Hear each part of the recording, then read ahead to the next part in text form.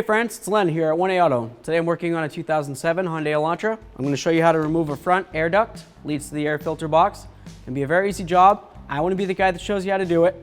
If you need any parts or instructional videos, you can always check us out at 1aauto.com. Thanks. So here we go.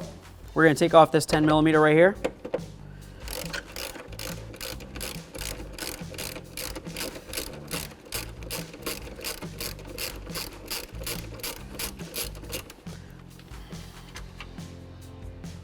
The other one should be right there. It's missing.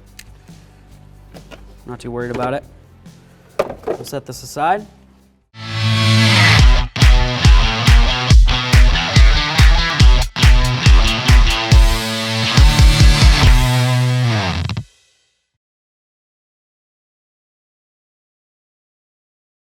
So here we go. I'm just gonna go ahead and put this right here.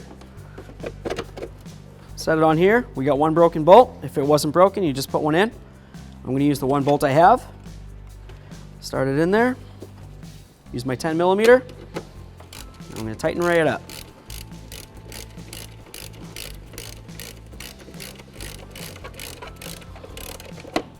There we are.